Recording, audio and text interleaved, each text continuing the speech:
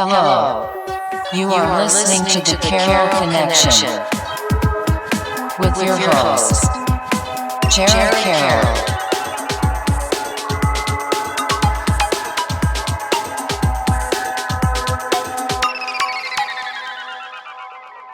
Hey everybody, welcome to the Carroll Connection. I am your host, Jared Carroll, here to bring you guys another great episode. So I did want to take a chance to shout out last week's episode 140 with AOHD, starring Gio and Wally, two of my favorite friends. They came on to talk about their reaction channel that they've started on YouTube, discussing a lot of different topics and music and just, they like Dragon Ball Z. They've been doing a little bit of anime, a lot of great stuff, a lot of great content.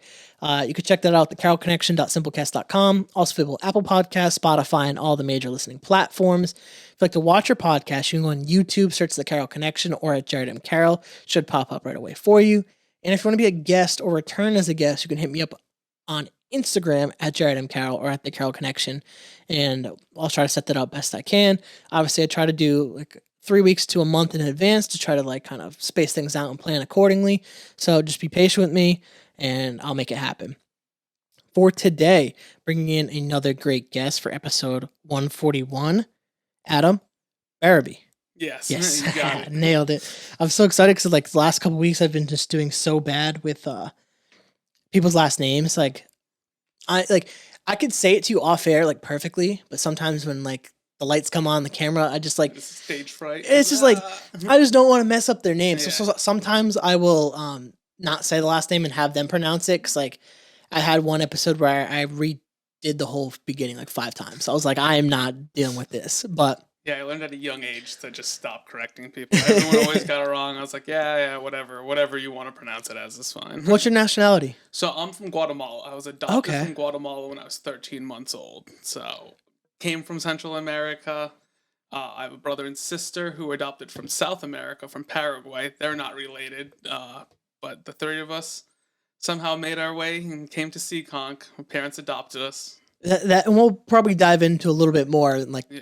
in this beginning part. But for the beginning purposes, I always just like to ask who you are and kind of what you're doing currently. Mhm. You can do something short. So, like you said, I'm Adam Berube. I was adopted from Guatemala at the age of 13 months old. My mom is a elementary school teacher over at Aiken School, and my dad lives in Florida right now.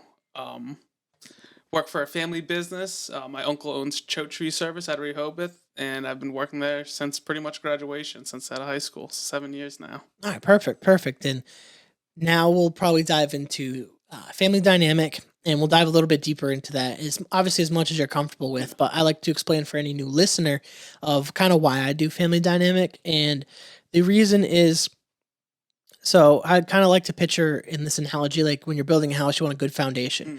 We're discussing kind of like your life here. So I like to have a good foundation of like where you're from, like your family, like the dynamic, the relationships between them, just so I can get a grasp on how you were raised a little bit. And it's like a little bit of like a therapist in me, like the psychologist trying to like dig in a little bit and just kind of peel in. And it gives me a better like insight into kind of how to ask questions and how to be polite towards how you grew up and stuff like that. So like obviously you gave a little bit, but like whatever you're comfortable with sharing, Yeah. I'll let you dive into that. So, when I was in kindergarten, my parents got divorced. So I lived with my mom full time, me and my brother and sister in Seekonk, and my dad moved around 14, 15 times growing up. And, my dad worked full time, and at the time my mom didn't, because my dad was a lawyer, had a really good job, and she was going to take care of the kids. And one day he just decided to go off on his own and left us all. And, my mom got a job, started working. We were fortunate enough that we lived behind my grandparents. So they were able to help raise us and take care of us while my mom could work. And she got into the school system really, really early on. She was substitute recess aide for a little bit, substitute teacher for a little bit, just whatever she could. But she wanted to keep that schedule so she could still spend time with her kids. That's so awesome. Yeah. And like my mom later in life, she ended up becoming working at the high school, doing like the lunch sandwiches and stuff and doing the sandwich line. And it was nice to have her on that same schedule with us too. It helps support with sports and stuff like that. But like having a parent involved in the school system is like really nice thing to have, and like not everyone gets to experience that. So like sounds like that was like a positive Yeah. experience for you. Yeah, at times. Yeah, Yeah, I can imagine there was probably I mean, some her times. being Yeah. the recess aide in elementary school wasn't Ah. always the best. Can't get away with everything now. Yeah. Exactly. I want to ask a little bit about the relationship with your grandparents because we talked a little bit off air about that. And for me, like my second episode was my late grandfather, James Carroll Sr. And I always talk about how valuable that episode is for me and how it motivates me to keep going because, like, on that episode, he was recently diagnosed with brain cancer and he was terminal. So, like, he knew life was coming towards the end. Yeah. And I really appreciate having that episode now because how many times in life do you get an hour long recorded conversation with a loved one, especially a Yeah. grandparent? So I kind of wanted to ask a little bit about like that relationship that you had with them. Yeah, I mean, it was amazing. Having them behind me, like growing up, was the best thing ever. My grandfather, I mean, anyone who knew my family, he was outside every day, just taking care of the lawn, doing something in the yard, garden, you name it, he was doing it. He was that kind of guy. He had a tractor, go around in the wintertime and plow everyone's driveway in the neighborhood for them. And we'd be behind him with our shovels, maybe making $1 or $2 here and there or getting free cookies from people. But they did everything they could to make sure that we grew up with two parents, but only being with our mom. Like, he was like a dad to me, my grandfather. I did Boy Scouts growing up, and he'd always help me with the Pinewood Derby cars, anything mechanical. He was a very hands-on guy, so he taught me a lot growing up, especially growing up without a dad. That was tough. Like, I saw my dad on the weekends and stuff, but he was a lawyer. He wasn't a handyman. He couldn't tell you a screwdriver apart from a wrench, I bet. So it sounds like it was really nice to have basically your grandfather kind of step up into that father figure role and like, especially at an age, he was late 60s, 70s, he doesn't want to be raising kids again, but he knew what he had to do as the elder in the families just to watch after the kids. And it was amazing. Yeah, that sounds really awesome that he was able to do that and willing to do that, especially at an age like that. Like you said, like, get older in life and you don't want to like raise kids again. Like you did the thing once. So it's like to have to do it again, but being willing to and supportive. And I do want to ask a little bit about being adopted. Like, did you ever have like questions growing up or like, did it ever like, yes and no. I mean, like, my mom always told us from a young age where we were from and like the stories behind how we were adopted. I was just dropped off on an orphanage doorstep from when I was down there. So like, they don't know really who my actual birth parents are. There was a woman who took care of me down there. She did it was some program she was doing, and she was trying to adopt me, but she was only like 21, 22 at the time, and her mom wouldn't let her do it. But I still tried to stay in touch with her because like that's my really only connection to when I was in Guatemala and she was taking care of me. have you ever like gone back to Guatemala? Not yet. No, I plan on it, but I think when I do go back, I want to do it right and plan everything out before I go, so I can go back and see exactly where I was from. But it's tough. I don't think I'm ready to go back and face it yet. I think that's just going to be a part of my life because I know it's going to be going back and seeing where I was born, and I mean the conditions that the people are living in down there. Like, it's rough. And being able to get out of that is a big, big thing. Yeah, I mean, in hindsight, it like is a real big blessing to like been able to leave that situation. Obviously, Guatemala there's a lot of things that happen down there, and it's like obviously not as, how do I say this like correctly? We'll say polished as like in the United States is, in like the way like I wouldn't say. I mean, correct me if I'm wrong. I don't think it's like completely third world. Like, No. so like it's not like that level, but like it's still like compared to like the United States and where you're living now, like Exactly. drastically different, I would imagine. So like, have you ever had the chance to kind of like research like Guatemalan history or the culture at all? Or Yeah, like here and there, I've done school projects on it. I haven't really dove too deep into it because I know once I start digging deep into it, then it's just going to start a whole wormhole of like looking down into more detail of where I was from and stuff. Because I know like a rough, it's from Antigua, which is right outside of Guatemala City. But like I've looked at pictures of it, but anytime you go and read about something, you read about negative things too, and you don't want to hear the negative parts of where you were from. yeah, I mean, you're hearing it too from like most likely a United States media source, so Yeah. like it might not be as favorable as like Mhm. if you actually were to hear it from like a Guatemalan news Exactly. source. So Yeah. I can imagine that being difficult, and it probably is a little bit emotional too to like think about putting yourself back in that position to like go and actually really do the research and like Mm. you kind of see like what it could have been like, and like Mhm. that's kind of what you're talking about a little bit is like actually one day maybe visiting and going down there and experiencing that. It's going to be kind of like a really emotional thing to like see like this could have been like my Yeah. life and like how different like things are. And I imagine like you're doing well for yourself, like things are going positively in like your life right now. So Yeah. like compared to like What it would be what if it I would was still be, down there. like, Yeah. and then like though it's drastically different. I can imagine that like that being like a topic that you think about every here and there that could Mhm. make you go down a rabbit hole of thoughts. Like there's Yeah. a lot there to like mentally process. And what's like the relationship with your siblings also being adopted? Did you guys kind of like bond a little bit over that almost? I Like mean, it's one of those things like they're my brother and sister no matter what. Like I love them. Like people who know us, if you didn't know us, you wouldn't be able to tell that we weren't related. We look the same. Like I mean, my sister's special needs. She's 2 years old, a year older than me, and she's like functional. Like she can like function on her own, but she won't be able to live on her own. She needs help. She has a job, but she has like a van that comes and picks her up in the morning. But like she's the best. Like me and her was so close growing up because we were that close of age. It was great. Me and my brother, I mean, we were close growing up. It's kind of changed a little bit. Like, as we grow older, he's like has his life, I have my life. Like we still talk. We played a wiffle ball league together actually. So I see him like every once in a while, but it's not like it used to be for sure. We were a lot closer when we were both in school and stuff. yeah, life happens. Life Yeah. we And grow once you older. move away, it gets tough. Yeah, yeah, I could definitely see that, and like people don't always like fully like accept that. Like life, you grow older, so you Yeah. can't talk to them every day and do stuff with them all the time like you used to when you were kids. Like Mhm. you have different responsibilities, and that's like part of the life process. But also, as someone, my youngest brother is high functioning autistic, so like Mhm. I having someone who's special needs, I could relate to you in that aspect.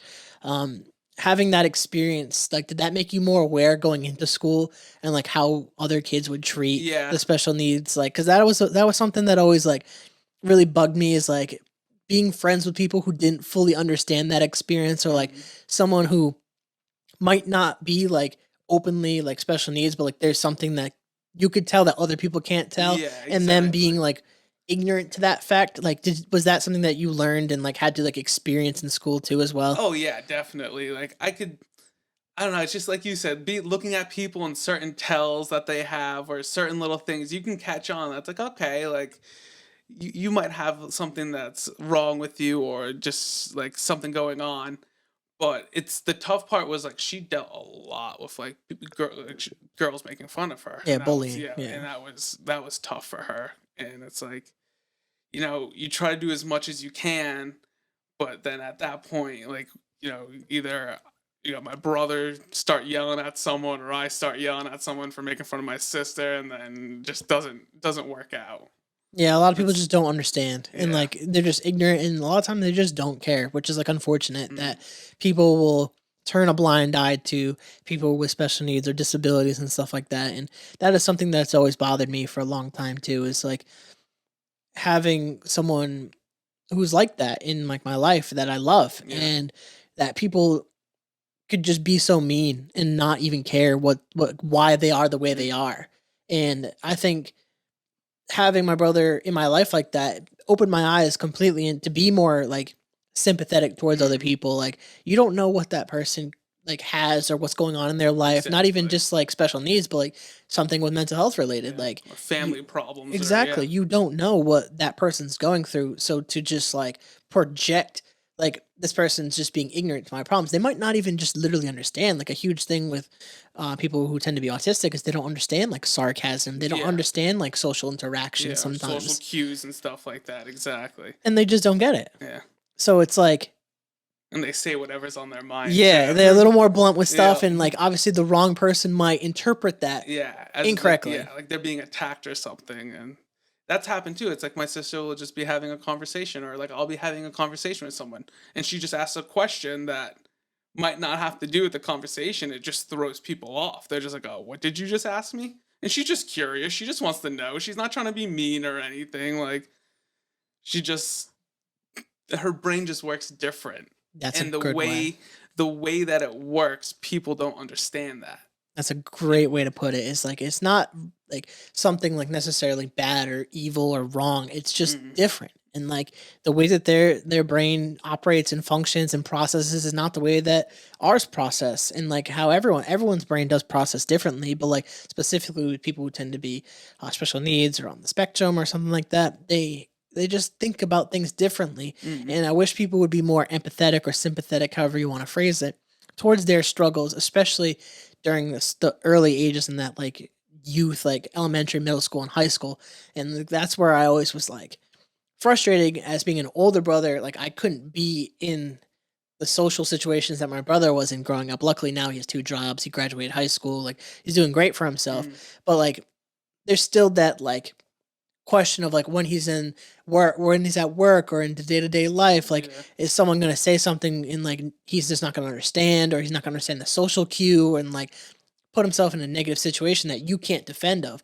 And it's like you can't have that fear either. Like you got to let him live his life. He's he's a functioning adult as well. So like I can imagine like your sister, she's a functioning adult, does her own thing, like you said, has a job. So it's like you can't necessarily have those worries, but as like a brother, you're gonna care. Like you're always gonna be there and try to support it. So I'm like really glad that we were able to kind of like connect on that, because a lot of people don't understand that aspect of having a sibling that has special needs. Also, like people are like, "Oh, that must be tough for you," and I'm like yeah, it is tough sometimes, but like she's a human being. I can joke with her. We can mess around. Like she gets that. So, like we can have a good time. It's not always like, oh, she needs help, or you got to look after her. Like she can make her own decisions. Yeah, same. My brother, same thing. Like we have our jokes. He gets memes. He gets the stuff. Yeah. Like we have our stuff, and like people just like they don't understand, and they just treat them differently because they don't know how to like joke them just like they're anybody else. Like it's frustrating to see that. But I want to take a little bit of a transition towards like you're getting towards like senior year and stuff like that, and you're looking towards kind of like career paths almost. Like everyone's favorite question, like, do you want to go to college? Do you not want to go to college? So kind of want to let you like take the floor with this, is like kind of like what were your options and what did you end up ultimately like going with? See, I knew very on for me, I was not going to do college. It would, especially if I went away and stayed on campus, I would have been partying. I would not have gone to class. It would have just wasted my. I went to Tri-County for high school, so I already went to a vocational school to kind of like get away from the schoolwork every single week. Like I liked school, and I was good at it. Like I was a BC student. Like I mean, I didn't really try hard. It wasn't that like education wasn't important for me. I just felt like at the time the things I was learning, knowing I wanted to go and do either welding at the time or something else, like social studies, all that stuff, I wasn't going to use that on a day-to-day basis. And I knew going to college and having to sit through classes and not like, I'm like, you're not being forced really to go to class in high school, but like your parents are going to know if you skip class or something. You go to college, they don't know you skipped until you get kicked out. And I just knew early on that it wasn't going to be good for me, and I wanted to start working right away. I got a job early on in high school. I worked at a deli down the road from me. Work was always one of those things where I don't want to say like if you're not making money, you're losing it, but like it was one of those things I knew financially going to college and having a job wasn't going to work out for me. That going to work would be my best bet, and I mean, so far it's worked out pretty good, I think. Yeah, I mean, I think you're not wrong. I mean, if you're not making money, you are essentially losing money. And I mean, even in this economy with inflation, if you're just letting dollars sit low key, you're making money, you're making money. You're low key losing money the way inflation is. But like, I think that's really great for people to hear. Is like that's why I always like asking this question, because everyone's life path is completely different. So like, at least for Seekonk was very like college prep. Yeah. So like there didn't seem like other options to a lot of people, and like including myself, it was kind of like college is the way you go, and like it's good and bad at the same time because like if you're not completely opening the doors and helping talk about trades, or they had like the military people come in and out, so like that Yeah. was like always there, but like the trades were never really like They never pushed pushed. that Yeah, they exactly. had like the career events every here and there, but like what high school kid's gonna really take that seriously? Like a Yeah. lot of kids don't take that seriously, Mm. and you just go to it. Oh, I Yeah. need to pick Oh, five I don't have to careers. go to classes and I can just go to this event. Exactly. Yeah. It's like I gotta pick five career tables to go to and talk to these people or listen to them talk for a Yeah. little bit. And it's like, And I think that was a good thing about going to a vocational school for me. It's like, okay, here's, let's say, a dozen trades your freshman year. You can try them out for a week at a time, see which ones you like, and then pick your top three, and hopefully you get in them. And I still had a bunch of friends from there that went to college, but most of them just had jobs right out of high school. We had co-op senior year, so the week that you'd be in shop, you just go out on your job and work for that week, and you're making money. And some of these kids out of high school are making 70, 80 grand a year. doing really well for themselves. Yeah. It's like when you were picking like trades, like so you said you had to pick like three. It's Yeah, like your top three. what were your favorite ones that you were able to like So experience? metal fabrication, welding. Uh I didn't get to explore auto body or auto tech. I really wanted to do that, but like the way the scheduling worked out, like I wouldn't have been able to explore metal fab if I wanted to explore one of the other ones. Culinary was up there. I didn't think I was gonna like it. I mean, I like cooking, but the teachers there, they made it a good time. It was fun. And then I think it was HVAC was my third choice that I picked. But I ended up getting my first choice, which was metal fab. And I had a job senior year, went through co-op, and then I ended up losing my license out of high school, got a speeding ticket, lost it, went to court, lost that, got my license taken away for 6 months, and lost that job. Damn. So I get out of high school, and it's like, all right, do I want to go back into metal fabrication, or what do I want to do? What do I want to do with welding? And at the time, my uncle was looking for like a temporary employee. I wasn't supposed to be there long. He was going to hire me until I found another job 7 years ago now, and I'm still working for him. And nothing beats working for family. Like it's good and it's bad at times, but at the end of the day, your family, no matter what differences you had on the job site, you put them aside and you just go about the next day. I think that's really good, and like being able to work with family and like kind of keep it a little bit in house a little bit. That's like Mhm. nice to be able to like partake in a situation where you're able to work with family and like grow a business with family. And I think Exactly. that's like really beneficial, especially in a time where people are really confused on what they want to do with their life. And I think right now more than ever, community is lacking within the United States. Yeah. And like the my thing is always like if you want to build community, you got to start small. Like you can't like people or even change in general. Like people want to make change or make big things Mhm. happen. They shoot for the stars, and I'm like, that's not necessarily how you Yeah. want to do that. You kind of, if you really want to impact people, impact the people closest to you. So that typically tends to be family and friends. Yeah. So if you're able to work with your family and stuff like that and build that positive relationship consistently over time, that's really great. And to be able to also make money and like progress in that aspect, that's awesome. Like so to be able to work closely with them, I can imagine that's something that's extremely like valuable. Yeah. So I wanted to ask too, like with getting that speeding ticket, like did that like I can imagine that being such a like emotional, like devastating kind of thing because like Yeah, to because take like that senior year, I got to start taking the bus again to go to school. Can't really do anything. Like it was tough. For that 6 months, I joined the baseball team at Tri County, and then the day I got my license back, I actually quit the team because I just needed something to fill my time. And I was like, you know what, it was great, but staying late. And then it's a 45-minute ride from there to Seekonk, getting home at like 6 o'clock at night. I was like, all right, I'm not doing this anymore. Did you play a lot of sports growing up? Yeah, I played baseball. I played soccer. I played basketball. Baseball was always my number one. I always played baseball. Always loved playing baseball. I played golf for a little while. I played with the Seekonk Junior Golf League for probably like 8, 10 years. But sports, it was one of those things where we were always outdoor children growing up. We were never inside. If it was nice out, my mom, you can't have the TV on. You got to be outside. You got to be outside. And it's like, all right, if we're gonna be outside, let's fill our time with something. So me and my brother would play wiffle ball in the backyard. He'd have his friends come over. I'd have my friends come over. We'd play some wiffle ball games. And from a very young age, me and my brother got into wiffle ball. And I mean, we're continuing doing it. We play in a league down in Portsmouth right now. That's so That sick. started I up. love that. Yeah, started up last week, and it's 18 games. Play one a week. Either in there's 4 games that go on each week, a early game and a late game. So you can play under the lights. They have stadium lights at the 2 fields that we play at, and it's a good time. It's just a great group of guys get together.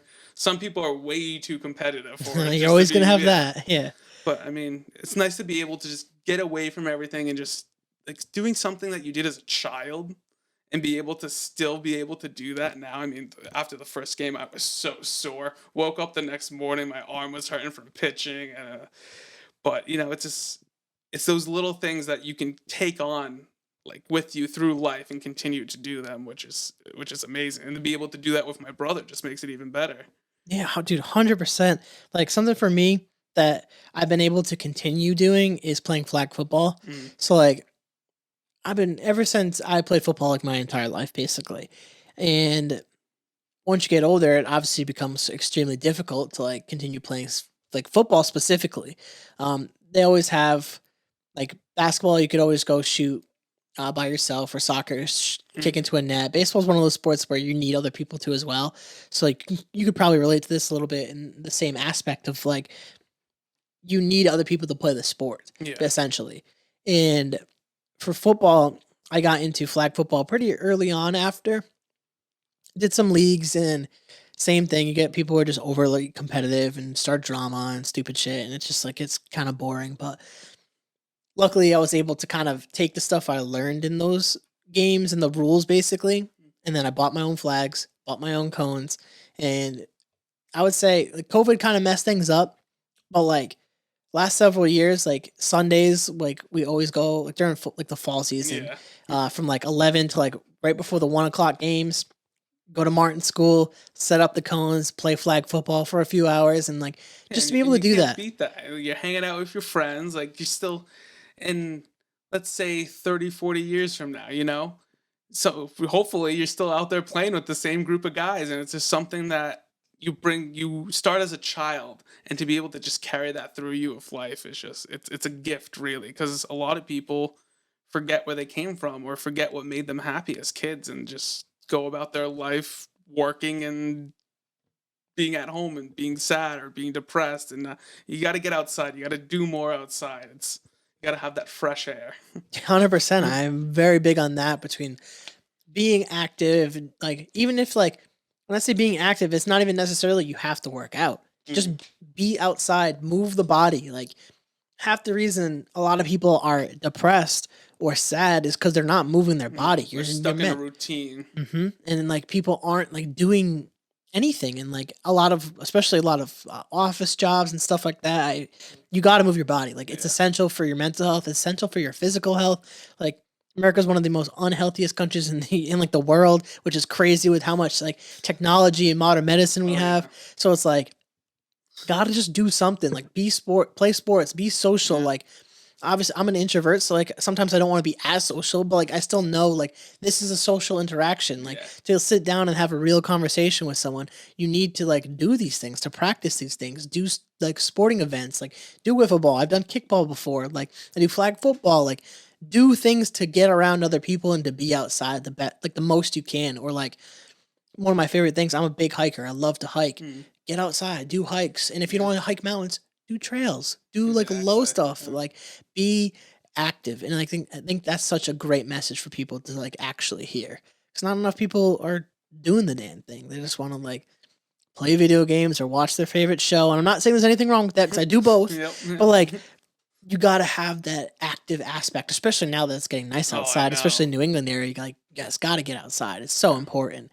And I kind of want to start taking the turn to like talk a little bit about your trip down to Mexico and try ayahuasca. This is something I've kind of been like waiting to get into, and I know people who will read the description to this episode are going to be super interested in hearing this part, but kind of walk me through a little bit of the beginning process of like how you ended up even thinking about trying it.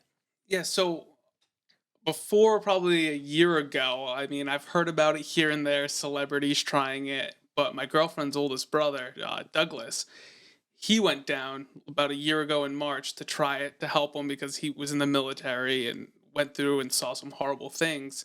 And, he tried therapy, he tried medicines, and the way you're supposed to, or you're told you're supposed to heal these or make these things better. And he tried those and nothing was working. So he had a friend who was like, "Hey, you should come down to Mexico and try ayahuasca." And he was like, "Yeah, why not? Let me try it." And he went down there, I'm not sure, I think he said he did two ceremonies. They both happened at night. And he came back and he was just like, holy crap. Like, it helped him clear his mind, things that he was going through that he couldn't stop thinking of, or things that he saw. And in the matter of, I'd say, like a week, he went from the Douglas I knew to a whole nother person. Like, he completely changed his attitude, the way he looked at life. And I was like, holy crap, that's amazing. And he came up probably a couple months after that. He lives out in Arizona. And he was talking, like, her other brother had a cookout. He was talking about it. And he's like, I tell everyone about it. He's like, it's a great experience. Anyone should go try it. Everyone can go try it. And I was like, all right, like, it got to be around my birthday this past March, a little before that. And I was like, you know what? I really want to try that. It'd be a great way to start off a new year, a new outlook on life. And I texted him. I was like, hey, like, you think I could go down there around March and try ayahuasca? And he's like, yeah, let me get back to you. Like, we'll plan something. Like, he's got to talk to the people down there who run the ceremonies. And a couple of weeks later, he's like, yeah, we got these dates. Like, we're going from March 17th or the 16th to the 25th or something like that. And I was like, all right. And he's like, I'll send you all the list of information you need to prepare for it and get ready for it. And I was like, oh, it can't be that much. Was I wrong? So the list starts off, you got to go on a vegan diet for at least 2 weeks, because they don't want you going into it with a heavy stomach and being like weighed down. They want you to not, I don't want to say they don't want you to be almost not like parched or like hungry, but it's best going into it not, I guess, I don't know how to phrase it really. They don't want you to like throw up all the place, right? Well, I like mean, you do, yeah. It's part of it. Throw up a lot, yeah. But they. It's probably for better if it's like more of an empty stomach, so you're not like throwing up constant. Well, if you're gonna throw up a lot, they'd probably rather you not throw up all that stuff too. So that's maybe that's part of it, but. But then he told me, he's like, there's two ways you can do this. He's like, you can read about it, look it up, and find things out, or you can just go down there and try it and not know anything. And I was like, yeah, I think that's the way I want to try it. So I didn't look anything up, didn't do anything. I just followed the list of what he said. I went vegan for 2 weeks, stopped smoking, stopped drinking. And so the day came, left from Mexico, never left the country before. It's my first time leaving the country. Flew down to Cancun by myself. Met him down in Cancun with his girlfriend who lives down there. And this woman, Nancy, who is the woman who sets up the ceremonies. She's one of the people who runs it. And he tells us we're going to be staying with Nancy at her house. I'm like, all right, sounds good. We show up. We drive probably about 45 minutes outside of Cancun. Show up to just a neighborhood where all the houses are just made out of wood and metal corrugated roofs. That's it. Their doors are either pieces of plywood in front of it that they move, or they just don't have a door. It's that remote. You have no cell service, no nothing, no running water. They have water like buck collectors on their roof, and that's how they take a shower. Dry toilets, so once you go to the bathroom, you have to get a bucket of water, throw it down after you're done to flush it, and you have to go to the store and buy all your water because you can't drink any of the water down there. And we're like, all right, so like at least we're staying like in a route, like an area that's covered. And then she says, no, we're going out to the jungle to sleep tonight. And I was like, all right. Like, I mean, if we're going to do this experience, you might as well completely do it. So get back in her car, drive like a mile or two away, and walk out in the jungle in these little huts just made out of wood and palm trees for a roof. Give you a hammock and a bug net, and that's where you sleep for the night. So the first night we get there, it's only 4 of us. We're just hanging out there. The ceremony wasn't until the next day. So Douglas and his girlfriend and Nancy were talking to me, kind of telling me what the experience will be like, what to expect. And you really can't prepare someone for it because everyone experiences something different when they do ayahuasca. And not only that, you'll never have the same experience again. And so the next day came, and they're like, oh, 30 people are going to show up for this ceremony. She was very happy because she's only done ceremonies with like a couple people here and there. This was her biggest one she's ever put on, so she was very thrilled about that. And then later to find out I was the whole reason why the ceremony happened. I was the one who first texted to get it set up, and she's like, oh, like, I'm sure, like, I'll figure out days and we'll do something. And it was based off that text that she was able to get all 30 people there, which was pretty amazing to know that I was the reason we were all being able to be gathered there to experience such a beautiful, beautiful ceremony.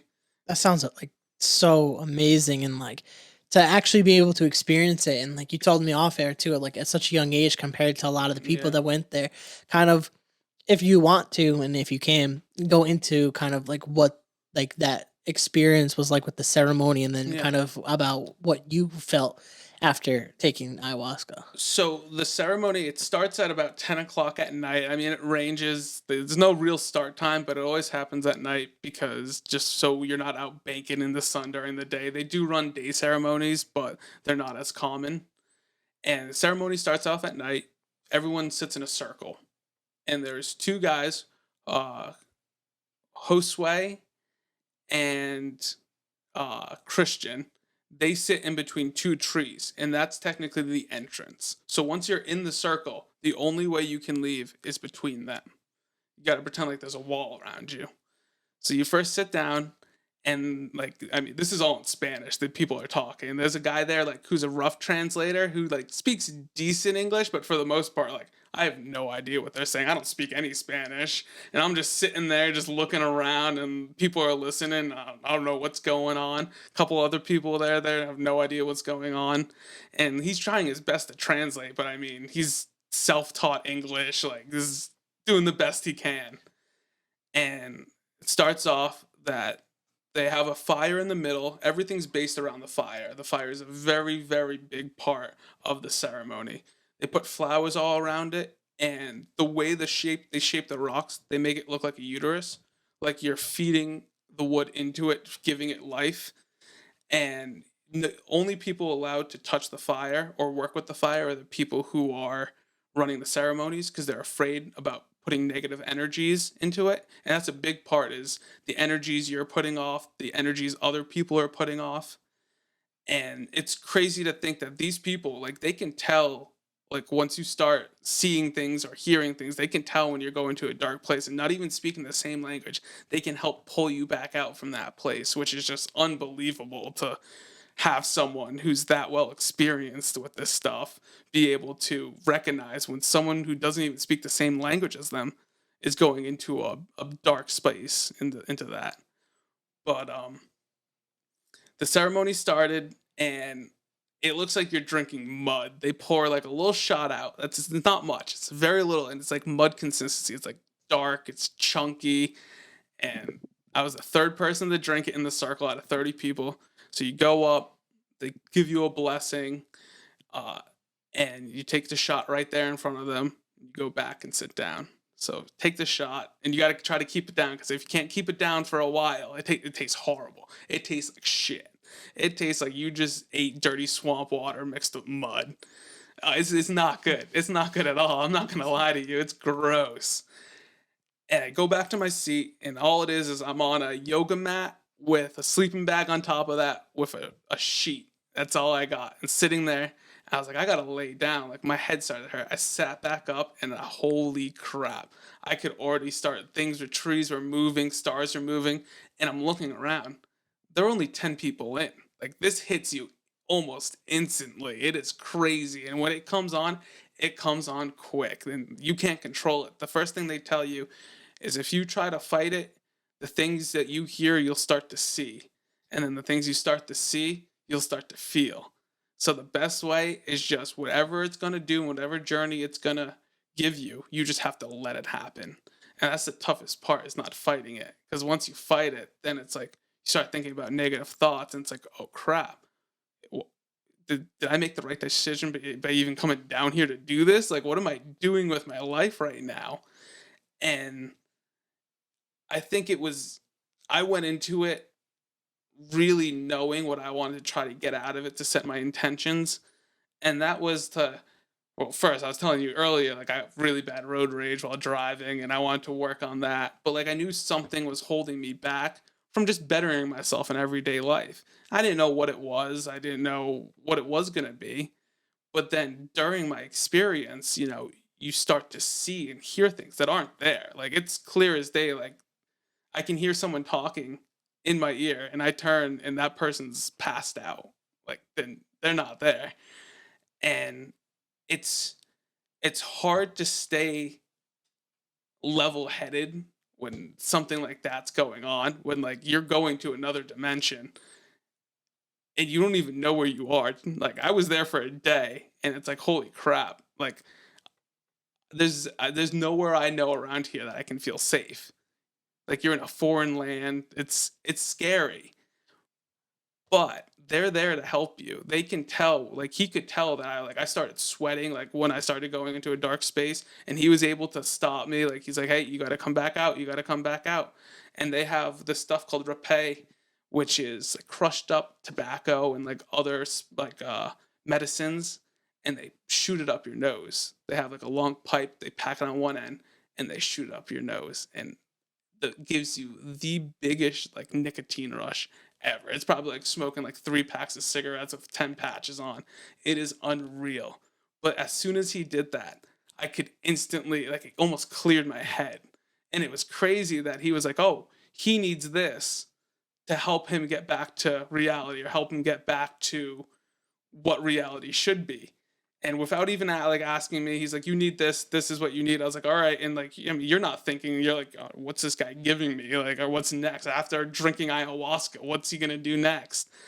And it's crazy to see that he knew that I needed that to get back to a safe place without being able to talk to me or communicate really with me.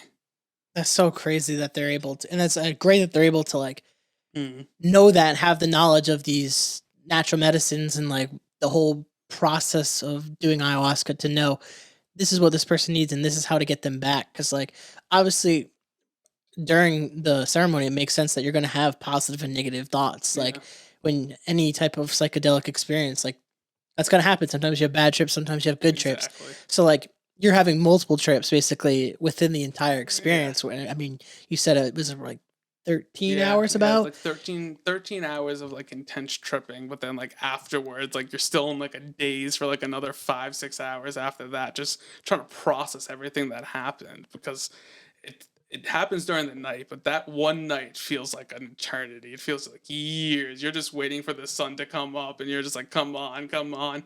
But it takes forever.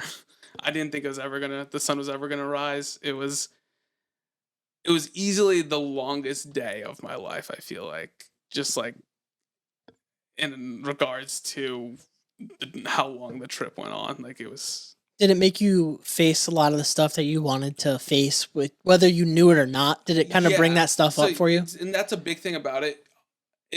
So going into it, I was like, all right, like, I'm going to try it, see what it's going to do for me, see how it's going to benefit me. And I went into it like, all right, I want to come out of this a better person, to be able to improve myself, for my family, for my girlfriend, for anyone around me. And while I was on it, like, I started tripping. I was looking up at the stars. The stars are moving. Started hearing voices, and then I closed my eyes, because it gets crazy. And you're like, all right, like, let me try to run from it. Let me try to hide from it. And it's like, nope, like, that's not gonna happen. And when I opened my eyes, I could see my grandparents sitting right in front of me, clear as day, like, no question about it. It was them. And it was probably 5-10 minutes that, like, I was talking to them, but, like, to be able to talk to someone that it's passed on to another dimension or gone to heaven, whatever you believe in, is unreal. Like, I instantly, as soon as I saw them, I knew I cried. I could see, like, I could feel myself crying. And to be able just to talk to them, like, we were talking about earlier, like, I lived with my grandfather for about a year while he had Alzheimer's, and being able to spend that time with him, like, no one else in my family will experience the things that I went through. I was up 3, 4 times a night with him because he'd just wake up and not know where he was. I thought it was time to get ready for the morning. And, like obviously my whole family went through it, but I feel like I went through it almost on a deeper level with him, just living with him and being there 24/7 just to see what he's going through, if he needs help, where he's going, if he's, we'd have to lock the doors and we had to put bricks in front of the front door because he'd always open it in the middle of the night and try to just walk around. And it's like, you can't be doing that. You gotta stay inside. So being able to see them and have a conversation with them like they were when I was younger, before Alzheimer's and they started losing it, was just amazing. Like they talked to me and basically they just told me like, hey, like my grandfather's like, I appreciate everything you did for me living with me. We're still living, like we're still at the house with you. We're looking over you guys. You guys are safe. No need to worry about anything. We were both happy with the lives we lived, happy with our families, and they're always watching over us. And I remember like once the sun finally came up and the ceremony was over, I laid on the ground for probably like 2 hours, just bawling my eyes out, just could not stop crying because I could not believe what I just experienced. Like you, and like tell the first thing they tell you when you do ayahuasca, or at least in the people who ran the group, was you'll tell people your story and they'll think you're crazy. They're like, unless people experience it, they have no idea what you went through. And that's like how I feel. Like I came home and telling my girlfriend about it, and like she obviously believes me, but it's just like, yeah, okay, like did you really talk to them? And it's like, no, like they were right in front of me. I could see them, like I could touch them. They were there.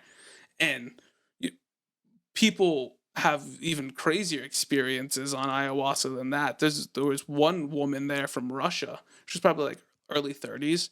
She ran away from Russia because she worked in the media there, and she got arrested and went to jail for speaking negative about the government. So as soon as she got out of jail, she left, moved to Mexico, and has been there for 3 years now, just studying psychedelics and stuff like that. And it's just crazy to see how this medicine can just bring people from all over the world. There was people from England there. There was a woman from New York, a dude from New Jersey, like all over the world. People just want to try it. And you got to make sure when you go to try it that you're mentally prepared, because if you're not, it can really do some damage to you if you're not doing it with the right people. It's always important to find either a shaman, or the people that we did the ceremony with were called helpers, and they trained with the shamans, but they didn't take on the full shaman lifestyle, so they don't take on the title of being a shaman. But they went down to Brazil for 2 years and they studied ayahuasca. They studied the medicine, how to make it, and how to properly give it to people. Because when you're giving someone a medicine like this, you're also passing on your energy to them, if you know it or not. Like, I was like, oh, this guy's just giving me ayahuasca. He's doing a whole prayer later to find out to protect me from whatever energy he's passing on by our hands touching while he's passing me that cup. And that's a big thing down there, is energy, the whole spirits. Down in Mexico, or at least the part I was in, they were so connected with the land, with each other, with their ancestors. They down there, not in the community that I went to, they didn't have jobs. They all just helped each other. Whatever they needed help with. If someone could fix vehicles, someone was the mechanic. If someone could build, someone was, and that's all it was down there. It was just people wanting to help other people. They don't care about money. Money doesn't change their day-to-day lifestyle like it does for us up here. They just try to get through each day, one day at a time down there. That's such a beautiful experience to have, and to be able to share it on a platform like this is really great. And as soon as you were still down there when you messaged me, which was like crazy that I don't know if I'd posted something that made you think of it. Like just to have received that message from you, like was amazing that you wanted to like come share this story on a platform like this, and a platform with like me hosting it. Like, what was there any like? Because obviously we'd been in contact like before then to like set up an interview, but like, was there any real like push from that ceremony to make you reach out and do that? Because like it was like crazy. Because I remember then I saw like you were at Cancun, you were laying by the ocean and stuff. So like, yeah. I mean, After doing it, like I was told, the only thing you can do from here on out is take those changes that you want to make to your day-to-day life and do them. But this is also something that can help a lot of people. Either if it's just them trying to figure out what they want to go do in life, what career path, or mental illness, it can help with that. And so I knew as soon as I did it that I want to share this experience with as many people as I can. So hopefully someone else will want to go down and try it to experience not the same thing I did, but whatever's going to benefit them. And that's all that we were told. We're down there. Just share the experience, share the love. That's all you can do. If people want to take it, they will. If not, then it's not your problem. You did what you could. Yeah, and I think you're doing a really great thing here by kind of talking about your experience, because that's all we have in this life is our experiences. Like, someone can tell you what they experienced, but it's their Yeah. experience. So being able to at least share that and at least give people the confidence to hear that it seems like it went really like well for you, and that's something that you want to continue like And to that's a try. big reason why I didn't want to do research about it beforehand, because it's other people's experiences you're reading. So if you read like, oh, I had a great time, like, yeah, you feel great about it. You're like, I want to do this. But then you'll read two or three people who had horrible times, and you're like, oh, am I sure I want to go do this? And you can't look at other people's views and base your life on it. You got to just think for yourself, and whatever you want to do, go and do it. Like, no one can stop you. It can That's be done. that's so true, and I think that's like a great mindset to actually have, is like to like I think it's good to have that outside like voices ever here and there to get opinions, Yeah. more or less I would say from like maybe families or experienced people, Yeah, but like that's only to guide you in a right mhm, path. exactly. And like for someone like to go through that experience, to hear have someone who is well educated as the people running it to help guide you and stuff like that, and like to feel safe to do it in a country that you're not from, Yeah. with people you don't know. Especially the timing I went to down to Mexico was right after that woman or those people were Mhm. kidnapped and then killed. So I have my mom telling me I shouldn't go down. I have my girlfriend saying, "Do you think this is a good time to go down?" And it's like, bad things happen everywhere. People die here all the time. Like, we can't just base because that one thing happened. I can't base my whole trip around that. Like, I wanted to still go down there. It's like you can't look at the negativity and be like, "Oh, maybe I should cancel it." Like, no, I felt like it was time to try it, and I was ready to go down there then to do it. Yeah, what would you say? And that's good that you didn't allow other people's opinions to stop you from doing something that Mm. ultimately helped you. How was it like transitioning back into like everyday life? Was that difficult for you? I mean, at first, yeah, I didn't want to come back. I mean, being down there with the beautiful weather and just being on vacation was amazing. But yeah, I mean, at first, like, it's like anything. You come back and you kind of fall back into your routine of doing things, but you got to take the things you learn from doing ayahuasca. So one thing I like that I really learned is I want to just do more. Like, either if it's do more for myself, do more around the house to help out my girlfriend, spend more time with my family. Like, I don't want to be stuck in my house or just be by myself for the summer or for even like a duration of time, like even a couple days. Like, I can't do it. Like, I got to have social interaction with people. And like coming back, I was like, oh, like all my friends are like, I can't wait to hear from you and like to experience or to be able to tell me what it was like. And it's like I came back and I didn't really want to tell anyone at first because like I was still processing it all myself of what I just went through. And it's even now, it's almost 2 months later, and I can still think, like, I'll still think back at it and be like, oh yeah, like that happened during it, or it just it never stops. It keeps going. You keep thinking about it, and it just makes you want to go back for more. I want to go back. I'll probably end up going back around my birthday every time to do it, which I think, is to be able to do something to help reset your brain or reset your lifestyle is good to just get out of the routine of everything. Yeah, definitely, especially with the redundancy of like everyday life in America, where Yeah. it's work, go home, Yep. like family, repeat, and like look forward to the weekends. Like, Yeah. and like, there's not necessarily anything like super wrong with having a structured lifestyle like that, but it can definitely create redundancy and boredom and frustration in people's lives where they don't feel like they're pursuing what they want to, and they can get stuck in that like Mhm. the same like the rat race or same hamster wheel you're running over and over. Exactly. So to kind of have that like legit spiritual reset to kind of process things, to look at things differently, to open up your mind to an entirely different experience and like kind of worldview, I think is really important to open up that kind of spiritual aspect. And I think personally, one of the things missing in our culture right now is spirituality, whether it is like a specific religion or just um believing in source of the universe or whatever you want to believe in, Mm. but having that faith in something bigger than yourself. I think that's what we're really missing. And so to hear someone like yourself have an experience that really kind of created you to look or pushed you to look outside yourself and kind of also at the same time look within yourself Yeah. and to kind of dig into those places that you never really knew to look before and create a new outlook on life. I think Mhm. that's really awesome. And I'm glad that you were willing to share this with people and like wanting to share this after obviously you processed it, which I think was the right move to do, Yeah. to allow yourself the space to process that. I think that was really a good thing to do 'cause it's a kind of in a way a little bit of a traumatic experience. Oh Like, yeah, 100%. I mean, I don't want to be like some people it's like, "Oh, it changed my life like immediately. It was crazy." No, it wasn't like that for me. It definitely made me look at myself and see changes I need to make from within inside. But it's like it also just starts the whole like, "Oh, now I want to dig deeper into it. And like I want to go back and do it again or I want to go and try peyote now or it's it's alternate ways to help you better yourself that you just don't hear about, that they don't talk about. It's looked at here as, oh, that's a drug. Mushrooms, that's a drug. That's you can't do anything with them. When realistically, they can benefit a lot of people in a lot of ways, but we're just not told that.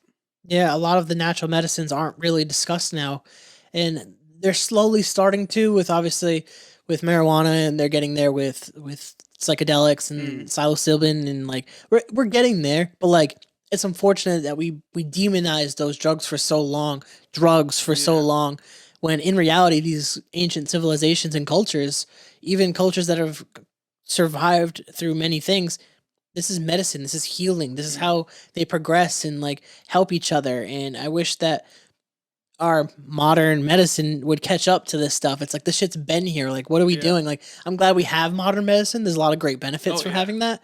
But like at the same time, I think we could learn a thing or two by looking at stuff that was, that's been around. yeah. Yeah, And I hopefully that we'll get there as a country.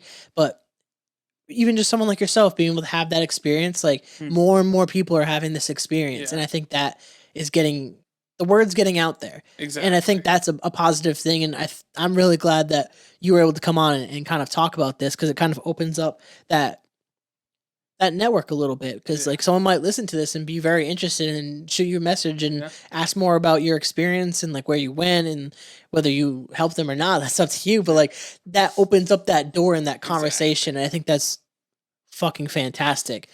We are coming towards the end of the podcast, so I want to kind of start bringing stuff home. I do have that one more question for you regarding passions, but is there anything that you want to say that you didn't get a chance to say, or do you want to tie any knots or anything? I'd say the most important thing about trying ayahuasca, or even you can go down to Mexico and do mushroom ceremonies and things like that, is make sure you find someone who knows what they're doing and has the proper training. Because there's a lot of people, especially in the United States now, that go and try it and they're like, oh, I can run these ceremonies, I can help people. And they have no idea what they're doing. And that can make the people who are doing it go into a horrible or trip or whatever and go down a dark hole and they never want to do it again. Next thing you know, all they're doing is saying how it was a horrible experience. You shouldn't try it. So just make sure that when you go into it, that you're going into it with people who know what they're doing. Either if it's a shaman or someone who is trained by shamans, it's just very important to make sure you find the right people. I And think that's a great thing to mention and to say that too. Just make sure that you guys are following the right people, finding the right people, and doing the right thing with this because it's not something that can just be played with. right, And this is like there's a lot of spiritual energies tied to this stuff too. So you don't want to like go into the wrong people doing the wrong things and exactly. really fuck you up mentally. So I think that's a really great kind of bow to tie up that conversation. But Adam, it's been a great podcast. I do have one more question for you. It is, what would your advice be for someone who wants to pursue their passion? Don't let other people dictate your future for you. Don't let other people stand in your way. You know, you're told growing up you can do or be whatever you want. And when you're younger, you're like, yeah, like I can do this, I can do this. And as you get older, like you fall into a routine, or you fall into like a comfortable routine, and it's just like, oh, you're stuck there.